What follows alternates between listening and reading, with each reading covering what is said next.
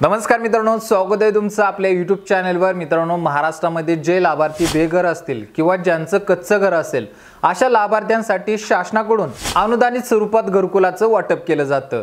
आता हे घरकुलाचं वाटप मित्रांनो प्रवर्गानुसार असतं, म्हणजे या घरकुलामध्ये सुद्धा वेगवेगळे प्रकार आहेत। जसं काय मित्रांनो, रमाई आवास घरकुल योजना असेल, मोदी आवास घरकुल योजना असेल, प्रधानमंत्री आवास घरकुल योजना असेल, असे वेगवेगळे घरकुल जे आहेत प्रवर्गानुसार शासनाकडून वाटप केलं जातं। आता याच्यामध्ये मोठ्या प्रमाणावरती राबवली जाणारी घरकुल योजना मध्ये प्रधानमंत्री आवास घरकुल योजना। ही घरकुल योजना मित्रांनो केंद्र शासन आणि राज्य शासन अशा दोघांचे एकत्रित करण्याने चालवली जाते, म्हणजेच दोन्ही सरकारकडून या घरकुलासाठी निधी उपलब्ध करून दिला जातो। आता मित्रांनो, हा निधी जो असतो मोठ्या प्रमाणावरती असतो, त्याच्यामुळे घरकुलांचं वाटप सुद्धा मोठ्या प्रमाणावरती शासनाकडून केलं जातं। आता पाठीमागे आपण ऐकलं असेल, फेब्रुवारी महिन्यामध्ये 20 लाख घरकुलांचं वाटप शासनाकडून करण्यात आलं होतं। याच्यामध्ये मित्रांनो संपूर्ण भारतामध्ये महाराष्ट्र असं एक राज्य होतं ज्याच्यामध्ये सगळ्यात जास्त घरकुलांचं वाटप शासनामार्फत करण्यात आलं होतं। आता मित्रांनो, हे वाटप जे झालं हे 2024-25 या वर्षातील होतं।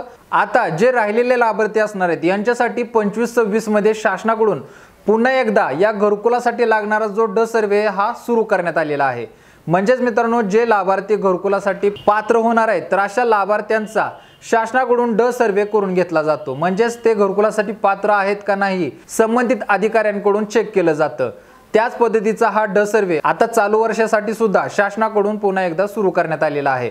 1 एप्रिल 2025 पासून या ड सर्वेला सुरुवात झालेली आहे। आपल्या गावामध्ये हा ड सर्वे सुरू झालेला आहे का नाही हे आपल्या ग्रामपंचायतीमध्ये जाऊन विचारायचं आहे। जर गावामध्ये ड सर्वे सुरू झाला असेल तर आपला सुद्धा सर्वे त्या ठिकाणी होणं खूप गरजेचं आहे। त्यासाठी तुम्ही एक काम करायचं आहे, आपल्या ग्रामपंचायतीमध्ये जाऊन आपलं नाव त्या ठिकाणी नोंद करायचं आहे। आपलं नाव नोंद झालं तर ज्यावेळेस पंचायत समितीतील अधिकारी सर्वेसाठी आपल्या घरी येतील त्याच्या अगोदरच आपल्याला त्याबद्दलची कल्पना देण्यात येईल, जेणेकरून ते अधिकारी येऊन आपल्या घरचा व्यवस्थितरित्या सर्वे करतील आणि आपण घरकुलासाठी पात्र आहे का नाही या ठिकाणी ते चेक करतील। जर आपला ड सर्वे झाला तरच मित्रांनो हा या यादीमध्ये आपलं नाव जाणार आहे। यादीमध्ये नाव गेलं तरच तुम्हाला घरकुल मिळणार आहे। त्याच्यामुळे ड सर्वे होणे खूप गरजेचं आहे। आता याच्यामध्ये मित्रांनो सगळ्यात महत्त्वाचा मुद्दा येतो सर्वेसाठी लागणारी कागदपत्रे। आता मित्रांनो, सर्वेसाठी जे अधिकारी येत आहेत हे ठराविक कागदपत्रे आपल्याला मागत आहेत।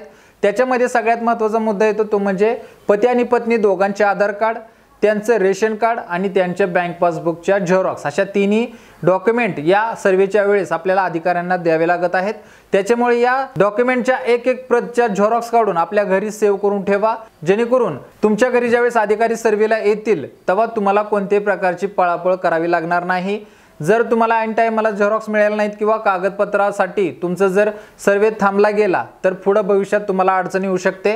त्यामुळे कोणतीही अडचण येऊ नये त्याच्या अगोदरच तुम्हाला ही व्यवस्थितरित्या मी कागदपत्रे सांगत आहे, जेणेकरून तुम्हाला ही कागदपत्रे घरी व्यवस्थितरित्या ठेवायची आहेत। झेरॉक्स करून ठेवा, अधिकारी येतील सर्वे करतील आणि तुमची ते झेरॉक्स प्रत त्या ठिकाणी तुमच्या अर्जाला जोडून वर संबंधित विभागाला पाठवून देतील, जेणेकरून तुम्हाला ड सर्वेच्या यादीमध्ये नाव लवकरात लवकर येईल आणि घरकुल सुद्धा लवकर मंजूर होईल। तर ही मित्रांनो चालू केलेली एक अतिशय महत्त्वाची अपडेट होती। कागदपत्रे तुम्हाला समजणं गरजेचं होतं। ऐन टायमाला तुम्ही जर पळापळ केली आणि तुम्हाला जर कागदपत्राचे झेरॉक्स मिळाले नाहीत तर तुम्हाला सर्वेसाठी मोठी अडचण निर्माण होऊ शकते। त्याच्यामुळे मित्रांनो हा व्हिडिओ मी बनवलेला आहे। आमच्या जवळच्या काही गावांमध्ये हा सर्वे सुरू आहे, आमच्या स्वतःच्या गावामध्ये सुद्धा हा सर्वे झालेला आहे। त्याच्यामुळे या सर्वेबद्दलची संबंधित अधिकाऱ्यांना चौकशी करूनच याबद्दलची डिटेल तुम्हाला मी सांगत आहे। त्याच्यामुळे जे लाभार्थी घरकुलासाठी इच्छुक असतील चालू वर्षामध्ये त्यांना जर यादीमध्ये नाव द्यायचं असेल तर त्यांचा ड सर्वे होण्यासाठी तुम्ही सगळ्यात अगोदर आपल्या ग्रामपंचायतीमध्ये नाव नोंदवा आणि त्याच्यानंतर आपल्या कागदपत्राच्या एक झेरॉक्स प्रत घरी व्यवस्थितरित्या जपून ठेवा, जेणेकरून अधिकारी येतील सर्वे करतील आणि कागदपत्रे तुमची घेऊन संबंधित विभागाला पाठवून देतील। तर मित्रांनो आजच्यासाठी येथेच थांबतो। महत्त्वपूर्ण अपडेटसाठी आपल्या चॅनलला सबस्क्राइब करून ठेवा। व्हिडिओ समजला असेल तर आपल्या मित्रांना सुद्धा पाठवा। भेटू पुढच्या व्हिडिओमध्ये नवीन अपडेटसह नवीन माहितीसह। तोपर्यंत धन्यवाद।